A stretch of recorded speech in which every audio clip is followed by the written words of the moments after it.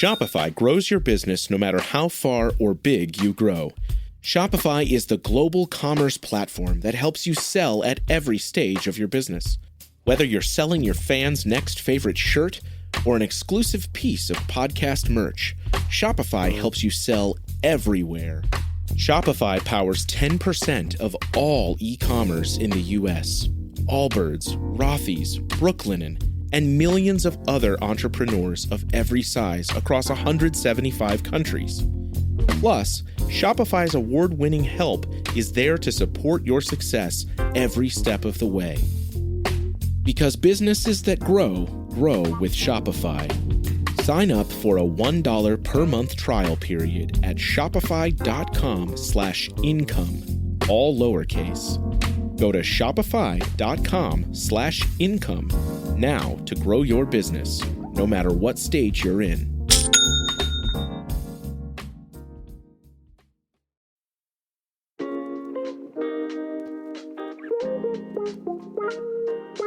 In my journey going from finishing a marathon in over 4 hours to completing one in under 3 hours, I never once had a running injury. And that's unusual because somewhere around 50 to 80% of runners get injured every year. At one point, I was running 90 miles a week with 2 speed days, which, by the way, ended up being way too much for me, both mentally and physically. But I didn't get injured, even with that kind of volume and intensity. Okay, one time I zoned out on a run and I tripped and I fell, but I never had any overuse or chronic running injuries. Is it just genetics, my plant-based diet, or maybe it was luck? While those things certainly helped, I firmly believe it was my dedication to strength training that protected me from injury. In other words, I built a bomber body for running.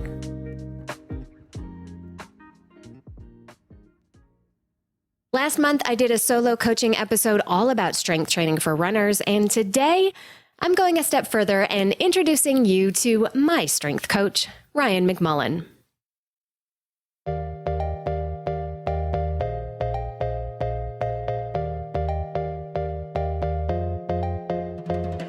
Welcome to The Planted Runner. I'm Coach Claire Bartholic, and my mission is to help you improve your running, your mindset, and your life with science-backed training and plant-based nutrition. In this conversation, Ryan and I will go over exactly how much and what kind of strength training helps runners best, whether we should lift heavy or light or both, and why and how you should mix up the ratio of strength training to running in different seasons.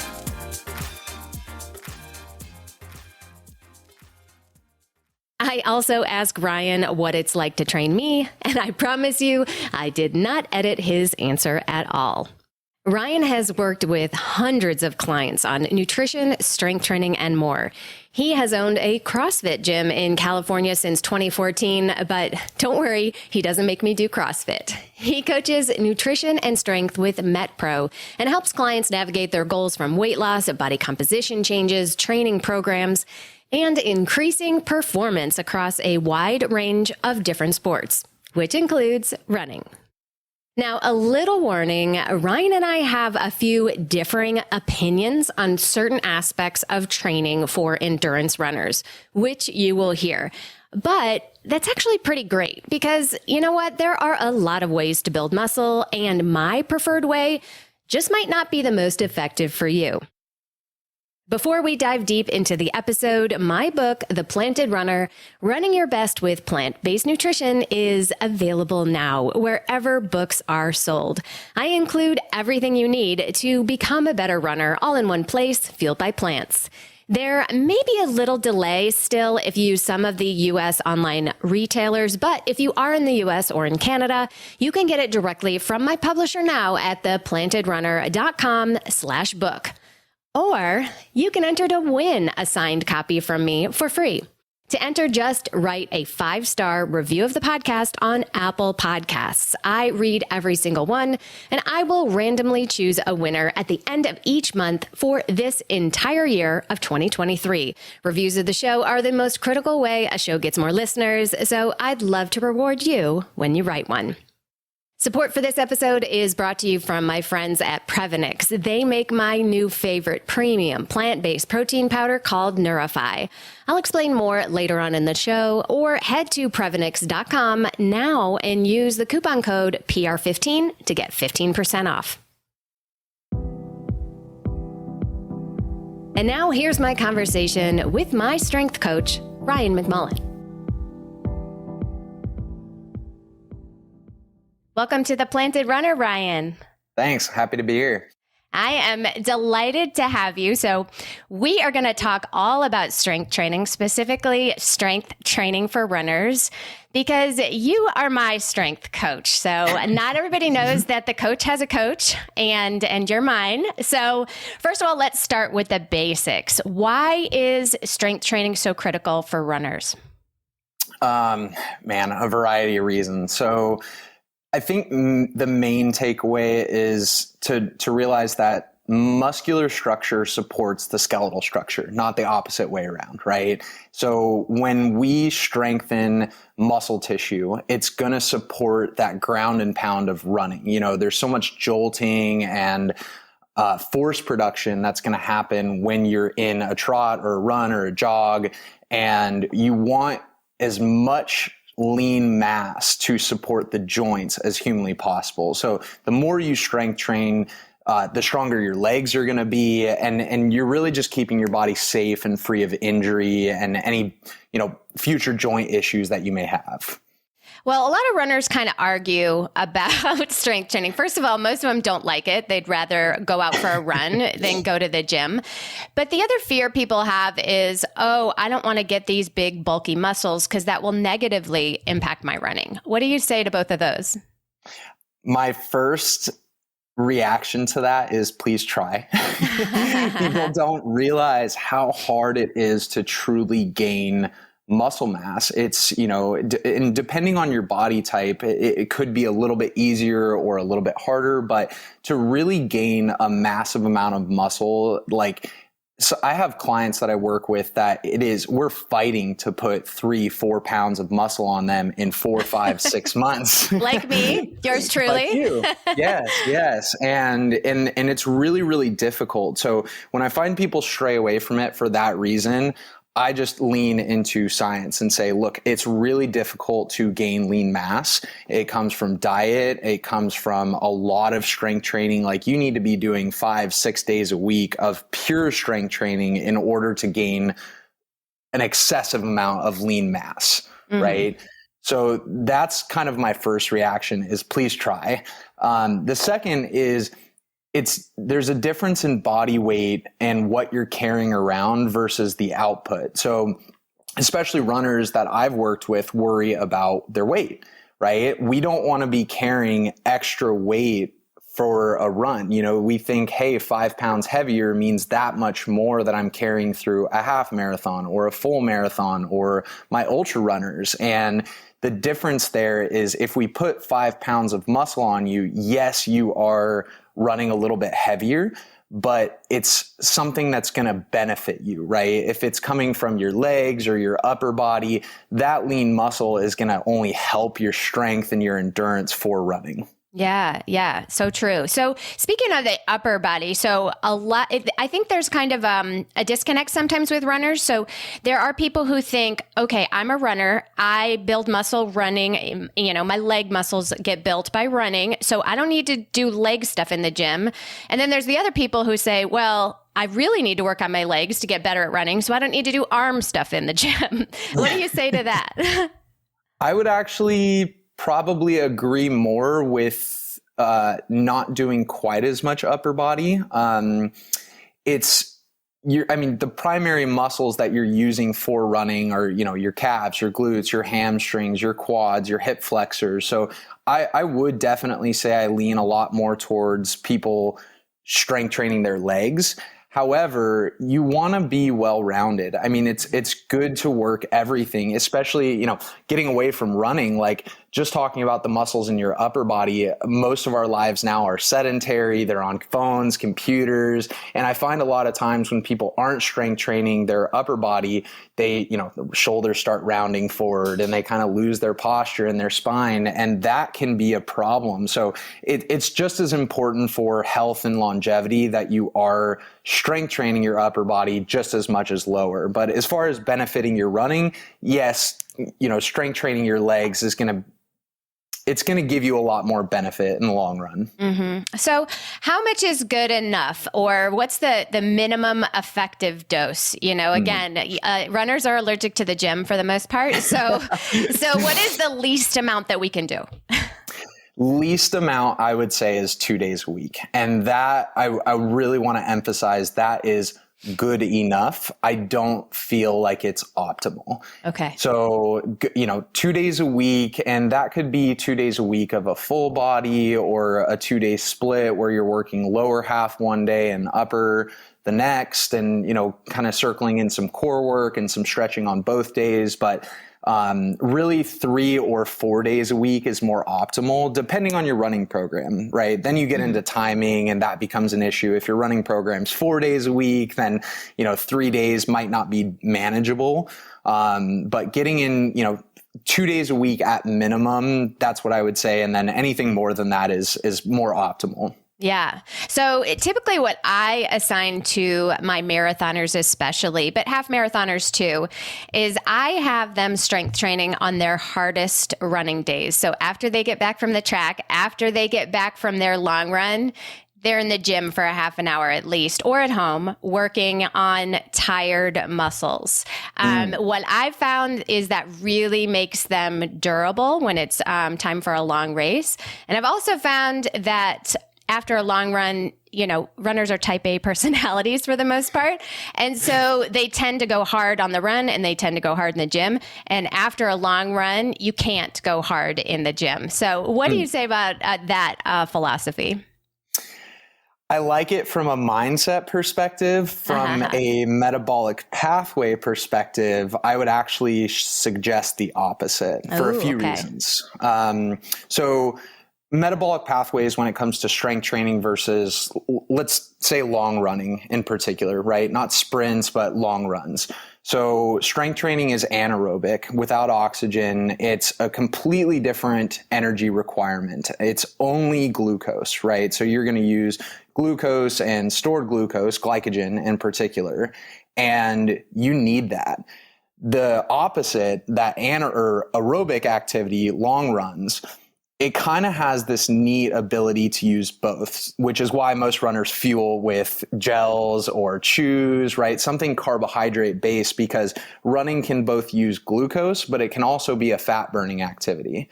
So once in a run, you burn through that stored glucose, you're going to transfer into burning fat as an energy source primarily.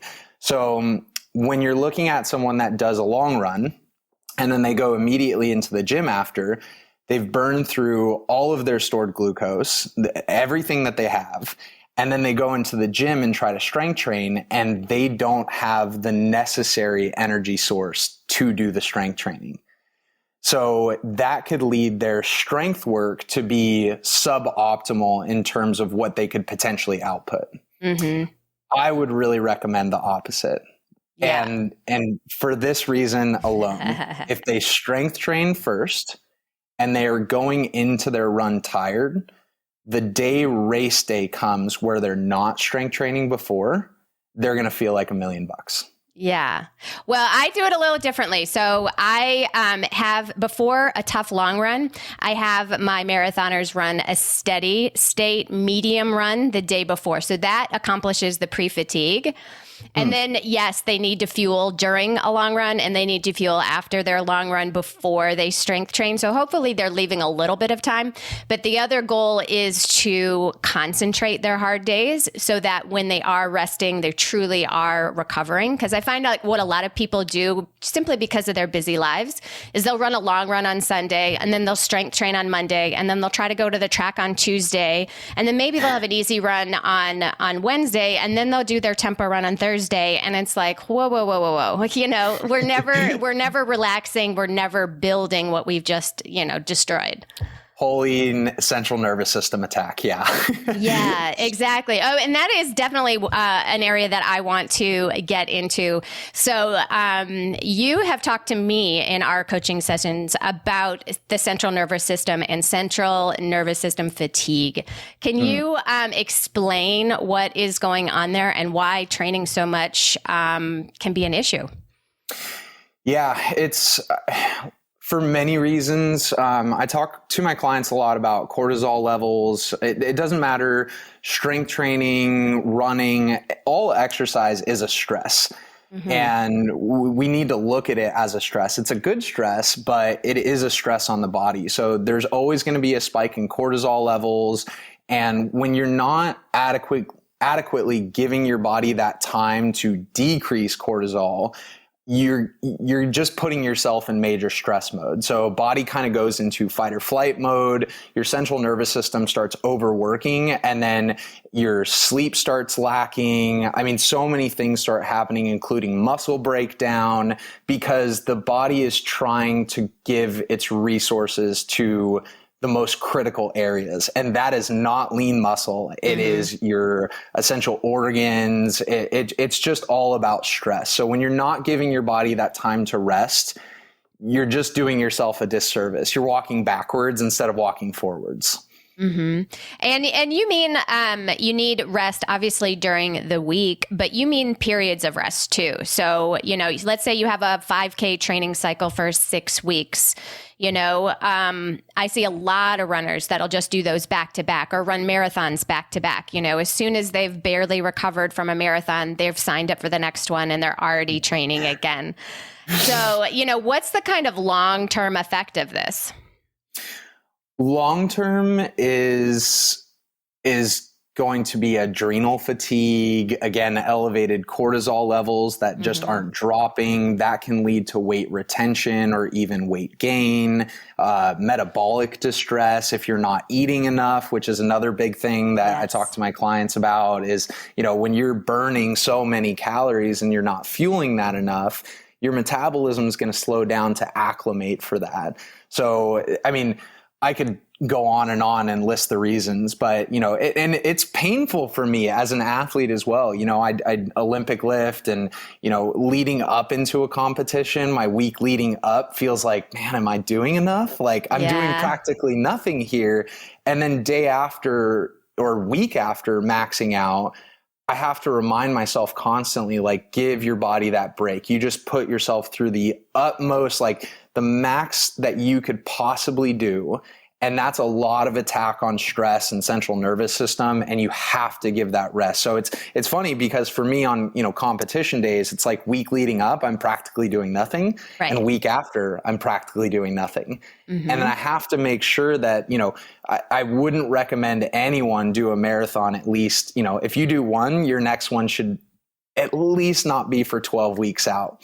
Yeah, maybe a little bit sooner, but maybe, but you're really pushing it at that point. I mean, that's 4 marathons a year. That's a lot. That's a lot on the body. Yeah. Mm-hmm. I only recommend 2 for people. I mean, if you're really wanting to max out performance, 2 is really the most people can handle, occasionally 3, but it's not even just that you're tired and recovering and it's from a performance perspective. You don't have enough time to build up again. Yes, you might be recovered in 3 months, but are you any better than you were 3 months ago? Not really, not likely. Yeah. So let's talk about specifics when it comes to the kinds of strength training that we need to do. So a big, I don't know if it's a debate, but a big thing that people ask about is heavy weights or light weights. So what should we be doing and why? You're going to hate my answer because it's going to be pretty broad. That's okay. You've heard me say this before, but it depends. Mm-hmm. It depends on your body type, first off. I would start with that. You know, we kind of categorize people ectomorphs, mesomorphs, and endomorphs. And all of those different body types are going to respond differently to exercise. Now, I would say as a general rule of thumb, marathon runners should primarily be doing lighter weights and higher reps. That is going to promote a lot more lean mass rather than, and I use the word mass a little reserved because it's not going to build these big bulky muscles. It's going to keep you lean but strong, and again supporting that skeletal structure.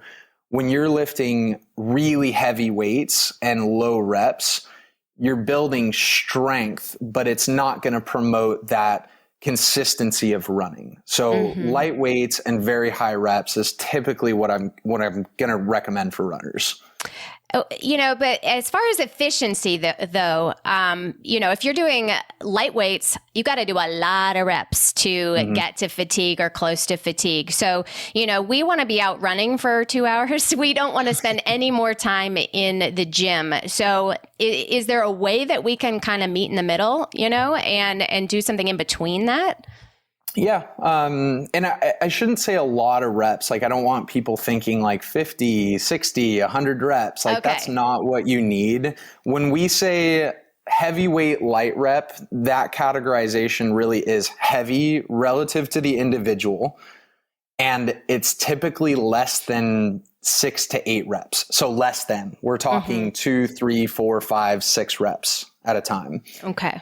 Lightweight and high rep is around the 8 to 12 or 8 to 15 range at the most. Okay. So I'm glad you explained that, because people think that they pick up the 5-pound dumbbell and they do 100 reps. That's lightweight, you know, high reps. No. Okay. No. Good. Just the opposite. Yeah. If you're going to do like just a basic bicep curl, my rule of thumb is pick up a weight and find out where you're going to get to 12, 13, 14, 15, somewhere in that range, but be failing. I mean, truly, truly be failing at that weight, and then put it down, give yourself that rest. And then the next set, if it's a little bit less at the same weight, great. I want you to be failing between that kind of 8 to 15 rep range. You don't need to pick up that super light dumbbell and sit there for an hour doing, 100, 200 bicep curls. I'll get back to the episode in just a minute, but I quickly wanted to invite you to run with me in my beautiful hometown this fall. September 14th through 17th, I will be hosting a 4-day running retreat in the Blue Ridge Mountains in Asheville, North Carolina. We will be staying in luxury cabins right on the French Broad River where we can run right out the door. You'll get run coaching, strength training classes, guest lectures, and more. And of course, it will feature amazing plant-based food and a little nightlife as well. I've led many of these retreats over the years, and I am so excited to be hosting this one in my backyard. Spaces are very limited, and it's first come, first serve. So sign up today at theplantedrunner.com/retreat. I'll be offering early bird pricing until March 1st, 2023. So be sure to take advantage of that as soon as you can. I can't wait to run with you this September. Now I've got to share that I have finally found a partner for the Planted Runner that I believe in enough to share with you, and that is Neurify by Previnex. You know that I'm a huge advocate of getting everything you need for your best health and performance from whole plant foods. But when you're a busy athlete, that just doesn't always work out. I know I need more protein as a runner, especially being plant-based, and I don't want to just eat blocks of tofu every single meal. But finding a vegan protein powder that meets my high standards hasn't been easy, until my friend Whitney told me about Neurify by Previnex. Neurify only uses the highest quality, most clinically effective and beneficial ingredients and nothing else. The protein is a perfectly balanced amino acid blend of organic yellow pea from Canada and brown rice from the UK. The micronutrients and the probiotics are of the highest quality as well, and everything goes through pharmaceutical grade testing to make sure it's free from contamination from heavy metals that, in case you haven't heard, is a real issue with other protein sources on the market. Nourify is a premium meal replacement solution for busy athletes that understand that they need quality nutrition with none of the fillers and junk. But I wouldn't even be talking about this if it weren't delicious. My favorite recipe is to blend a scoop of chocolate Nourify, a little peanut butter with a frozen banana, and some plant milk. My friends at Prevenix are giving the Planted Runner listeners 10% off your first order with the coupon code PR15. And when you come back for more, you'll get 10% off every subscribe and save order. Head to www.prevenix.com and use my code PR15 to get started today. Women's Running Stories, where we explore the intersection between running and life. Because every woman who is committed to a running journey has a story to tell, and this is where you'll find those stories. I am host and producer Cherie Louise Turner. I'm a 53-year-old runner, and together with original music by musician and runner Cormac O'Regan, we bring these inspirational stories to life. Please join us to fuel your adventures. I'm glad you brought up the concept of failure because I think people disagree on that too. So some people say, okay, the only way to build muscle is to get to failure being defined as, when you can't lift it with good form anymore, right? And other people say, yeah, that's actually a step too far. You shouldn't quite go to failure because that last rep is never going to be with good form. What do you say with that? I say to go to a step or two below failure. Just get close. Get close to that point. I want to fail in the gym once a month, maybe twice. Okay. It's not, you never really want to push yourself to that true failure point, unless of course you're doing something like bodybuilding. Then you need to be pushing to failure on most, if not all of your sets. But for general health, strength training, especially for runners, it's find that rep that you are going to fail and then notch it back 1 or 2 reps. Get close, touch it, get close, but don't quite get there. What are some of your favorite exercises that help runners the most? Unilateral exercises. I cannot stress this enough. I'm constantly asking my runners to take any movement that you are going to do bilaterally, like, a double bicep curl, a squat, a deadlift, and make it single side. There's so many in all sports. This goes across all sports, but there's so many bilateral things that we do, both sides, and you don't realize how much more force production is going into one leg versus another. And that can really affect your running in a big way. You may have a stronger push off of your right side and your left side is lacking. And that's going to lead to a loss of force production. It's going to lead to a decreased pace. It's going to lead to eventual injury at some point because the body starts compensating. So in the gym, if you take any strength training exercise that you do and make it unilateral, one side at a time, or working with 2 separate weights, right? Runners, I don't really want them working with a barbell. I want them working with dumbbells. I want them not squatting. I want them doing something like a Bulgarian split squat or a pistol squat or an assisted pistol squat with a TRX band, a deadlift to a single leg deadlift. Anything that I can do to get them to work one side at a time is going to benefit them the most. Yeah. And it's a sneaky way to get in your core work without sit-ups, right? A lot. Yeah. Anytime you are loaded on one side or the other, you can take a simple bench press, right? Rather than going from a barbell, do one dumbbell at a time. And every time you're coming down, that core is fighting you from twisting. And that goes from your legs, it goes to your upper body. Anytime you can get one side at a time, you're doing core work, you're doing pretty much everything. Okay. So does that mean we can skip specific core work if we are doing unilateral training? I never really recommend skipping core. It's probably the most important thing. It supports your lower back in particular. It's literally the support structure for your entire body for the most part. So core is not something I would skip. And talking about planes as well, when you do core for runners, everything is in this frontal and like very, very anterior plane. So for runners doing a lot of, if you're going to do core work, doing a lot of side planks or a lot of like Russian twists or, anything that's going to have you working this transverse or side to side motion is going to be most beneficial for runners. Yeah. I did a post a few months ago about the Russian twist and how great it was for runners. And I actually got a lot of pushback from certain people. They're like, no, that's the worst exercise in the world. That's so bad for your back. That's terrible. So what do you say? What do you say to the Russian twist haters out there? Well, it can be bad, but for who, right? Who are they talking about? For runners, I widely disagree with that. We want to work as much, any sport, I look at contrast. What does the sport have, like, what are you primarily using in that sport? We have to do the polar opposite when we're in the gym and doing the strength training, because it's going to support, again, muscle tissue in planes that you're not working on that day-to-day basis, right? Like that exercise that I gave you, that tibialis raise. Oh, yes. Tell people about that one. Yeah. So, runners like that.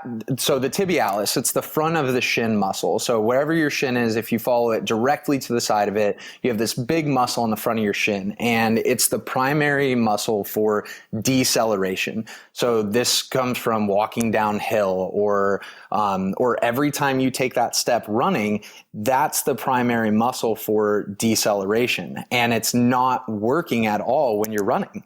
So I gave you this exercise. Hey, we need to strengthen that muscle. It's going to support the ankle. It's going to support the knee. And it's going to make sure that when you are slowing down, speeding up, walking or running downhill for some marathons, that you're going to have that strength in that muscle to support you going downhill. So yeah, it's sneakily hard. Sneakily, is that a word? It's deceptively difficult. Can you explain how you do it? Yeah, so you're essentially against a wall. You're standing. You walk your feet away from the wall a little bit, and your feet are together.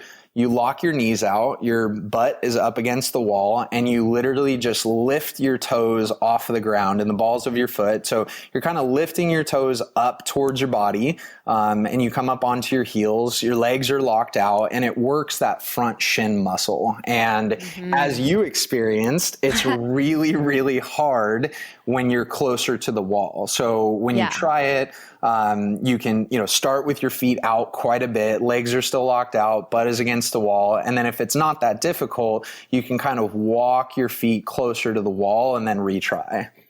Okay, now that you're explaining it, I was doing it wrong. I was doing it more into a wall sit, and I'm just like, this is really hard. Like, so I was sort of, okay, now I know how to do it. Do it properly. I'll try it again. And watch a video. I mean, they're everywhere. Yeah. It's called the tibialis raise. You can find a ton of them on YouTube. Actually, the wall sit, the version you were doing, was extremely difficult. Yes, I was like, wow, this is really hard. I had to do one leg at a time. I'm just like, this is super hard. I had no idea. You were still working that muscle quite a bit, though.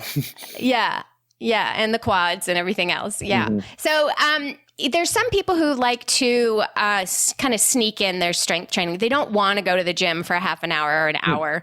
They want to do 5 minutes, 10 minutes, maybe after their run every day, or maybe as part of their warm up. Do you think that is still effective if you break up the strength training throughout the week into little chunks, or does it have to be these concentrated sessions? I think if they're less time but more frequent, I'm okay with that, right? And especially if you're spending, if you're only spending 10 or 15 minutes, but you're hyper concentrated on 1 or 2 muscle groups, but you're doing that more frequently, 5-6 days a week. Like if you're doing that as part of your warm up before you go on a run, and you're hyper focused on just quads and hamstrings. I'm going to do this for 10 minutes, or I'm going to do, chest and biceps, right? Whatever kind of 2, maybe 3 muscle groups that you're working, I'm okay with that. Okay. The less the frequency becomes, the more that seems troublesome. So if you're only doing 10, 15 minutes twice a week, I don't really feel like that's enough to contrast all of the repetitive motion of running that you're doing. Yeah. Yeah. And to be fair, like everything that we're talking about today is on a sliding scale. Like if you're a brand new beginner and you've never done any of this stuff before, 10 minutes could be a really serious workout for you, right? Yeah. Yeah. One of my favorite things to say to clients is intensity is only relative to the individual. Right. Yeah. And that goes across the board. I strength train. I do Olympic lifting. And so for me to go run 2 miles is pretty tough. That feels intense to me. So for me, and that for a runner might be like, that's a great warm up for the next 18 miles that I'm going to do. But that's relative to me. Whereas, if you flip it around, someone that runs, 20 miles plus, and they're doing that fairly consistently, getting them into the gym and doing a 2-hour strength session like I might do is asking a lot. So it definitely a sliding scale, right? What is intense to you? Start there. And just like running, build from it. You don't want to stay there. Start with your 10 or 15 minutes, focus on a couple muscle groups, but make sure that you're progressively building just like you would through a marathon program. Mm-hmm. Yeah. And I think it's good that you brought up the word focus, because you read a lot about, well, I do, about exercise and what's the best way to do it. And a phrase that comes up a lot is mind in muscle. Have you heard that? Mind and muscle. So really think about what you're doing. So if you're doing a biceps curl, put your mind in the muscle and really think about, pulling it up versus phoning it in. Yeah. Do you find that it makes a difference? Gosh, you know what? I haven't heard that before. That's a new one for me. Yeah. But I guess that's what I do when I'm strength training. So I guess, yes, you should be just like anything. When you're doing anything, if you want to execute it properly, you should be hyper focused on what you're doing. And I think when you go in with intention to do it correctly with good form, you are putting your mind in the muscle in that sense. Whether you're doing a bicep curl or a squat or a lunge, if you're focusing on the movement pattern alone, you're putting your mind to that muscle. So I would just really encourage people, make sure your form is locked in. You're never pushing yourself to extreme fatigue where your form breaks down. We never want that. And if you're focused on your form, then your mind is in the muscle. Good. Yeah, I like that. How can people get into the habit of strength training? A lot of runners have the really strong running habit for the most part, obsessed with running. Well, I have to pull them back from too much running. But the strength training, they're just like, I don't know about this stuff. And they skip it. They come up with reasons to skip it, or we have busy lives, so any tips for getting into the habit? Yes. First, reflect and understand that things that are good for you are not necessarily the things that you want to do, right? There's a big difference between discipline and motivation. And again, I am the same way, but probably in the opposite format. I love strength training. If you hand me a barbell, dumbbells, a bench, I'm a happy camper. I could be set with that. But I know for lung health, cardiovascular health, body weight, I need to be doing cardio. I hate it. I'm not a fan. Please, I've done the running before and I don't super enjoy it anymore, but I know I need to be doing it. So I treat it like brushing my teeth or taking a shower. It's just something that you need to do for your overall health. And if you look at it as a discipline factor, then you're much more likely to do it. And put it on the calendar. right? Just like your running program, it needs to be in your calendar, part of the program. Don't say no. And I would even say if you're skipping that, then you should probably also be skipping a run or two here and there, regardless of your program. Yeah. And I put that constraint on my clients a lot. Hey, if I hear that you want to run 5 days a week, but if you're not running, or if you're not strength training 3 days a week, then, you know, we need to pull out a run because it's imbalanced and we're not getting where we want to be. Yes, that's so funny that you just brought that up because I just got off the phone with a client the other day who was like, I want to bump up to 6 days a week. And I'm like, but are you doing your strength training? He's like, not as consistently. I'm like, let's wait. Let's wait to get that strength training nailed. Then we'll talk about the extra day of running. Yep. Yeah, absolutely. I'd love to just chat about off-season versus in-season strength training. So obviously when we are training for some running event, our main focus is going to be running, and strength training is supplemental. But in the off season, we can kind of switch things around. What would you recommend that people do if they're doing, let's say, 2 marathons a year?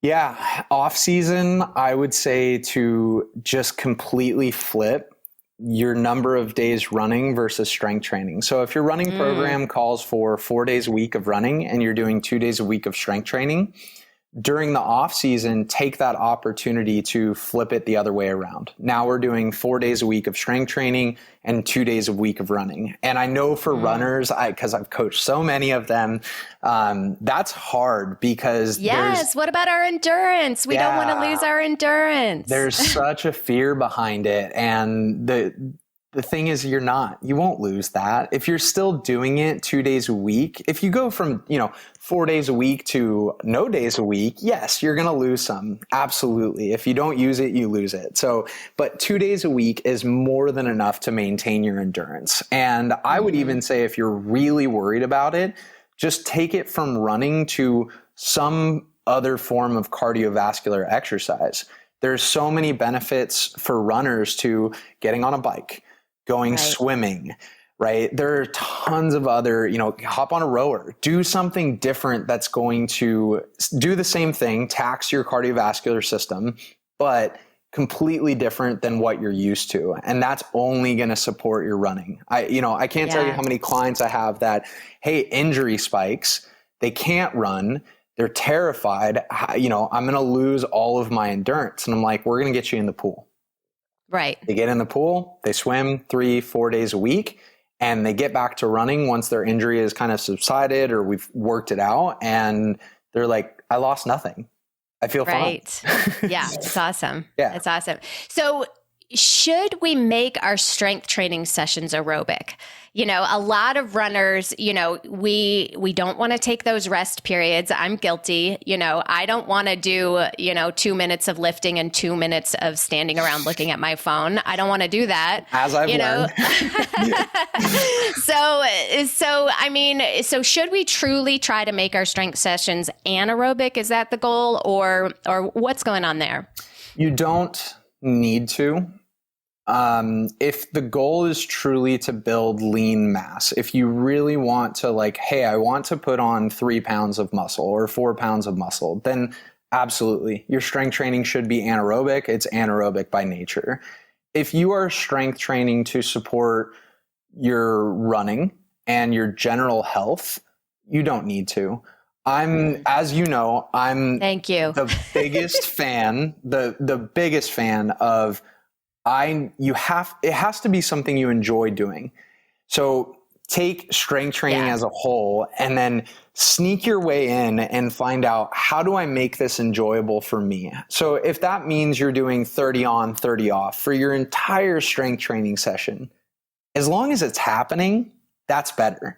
Mm-hmm. It's way better than taking a program where it's do, a set of 8 and then sit there for 2 minutes and rest. If you're going to be bored of that and then not do it, then it's not happening at all. So you find strength training as a whole, find the way that you like to do it, and whatever that way is, that's going to support you the best you can because it's going to be more frequent. Absolutely. There's a lot of ways to build muscle, right? Yep. We don't have to do it just one way, right? You know what? Strength training unless you're a power lifter or, trying to deadlift an absolute max or an Olympic lifter, strength training is relatively simple. If you are doing it consistently, frequently, and being mindful about it, you're going to see the benefits. Yeah. Well, I think that is kind of a perfect place to wrap it up. But I first have to ask you, and you can say whatever you want and be totally honest. What's it like to train me? I won't be cheesy. It's been a pleasure. Everything that we just talked about in terms of, because with you, it's been fun, hey, try this program. And you're like, okay. And you really like it for 2 weeks. And then you're like, oh. And then it's like, okay, let's go back to the drawing board. Let's recreate this. Let's start from the basics. So for me as a strength coach, that's fun. I really like that, and I encourage any of your runners, anyone listening, find a coach that's willing to ask that question. Are you enjoying it? Because if you're not, it needs to be tweaked. And so it's been a pleasure, and that's been my experience with you. Yay. Well, you've put a lot of muscle on me, that is for sure. And I'm a skinny little runner, so I'm very happy too. So Ryan, where can people connect with you? And if they want to work with you, how do they do that? Yeah, they can, a couple ways, contact me directly, ryan@metpro.co. There's also going to be a link that I'll send you to put in the podcast. They can click on and get a free consultation. So if they click on that and come through the Planted Runner, we can give them a free consultation, just talk with them about what we do through MetPro in terms of strength training, running programs, and especially nutrition. That's what we specialize in. So if they're looking for a strength coach or anything, they can use that link and do a consultation and get to know us a little bit more. Well, Ryan, this has been an absolute treat. We usually talk on the phone. We don't see each other's faces very often. So it is an absolute pleasure to see you and work with you. And you've definitely made a difference in my fitness. And so highly recommend 10 stars for you. So thank you so much for taking the time to be on the show. Thanks, Claire. I had a blast. If you'd like to find out more about how to work with Ryan, head to our show notes for the link to get a free consultation. And now it's time for the Mental Strength Minute. Fortify your mind in 60 seconds or less. Today's topic is what I call shadow runs. Based on a concept made famous by psychoanalyst Carl Jung, your shadow self is everything you don't like about yourself. Shadow runs are those workouts or races that don't go well. Maybe you didn't hit your paces in your track workout, or you started completely falling apart at mile 4 of your goal half marathon. Shadow runs have the potential to haunt you and could even limit your ability to keep on trying. The reality is that we all have shadow runs and we can't escape them. The stronger your light, the darker your shadow, which can mean that the more important running becomes to you, the more the shadow runs sting. Our only choice is to accept that they are part of the running experience and try to learn what we can from them. The more we fear those shadow runs, the more power we give them, and the harder it is to find the light. Thank you so much for listening to the Planted Runner podcast. Don't forget that your Apple Podcast review automatically enters you in our monthly contest. One lucky winner will get a signed copy of the Planted Runner book each month this year, 2023. Head to Apple Podcasts, leave a review, and you're automatically entered to win. Your reviews are the biggest factor in the success of this show, and I read every single one. Have a great run today.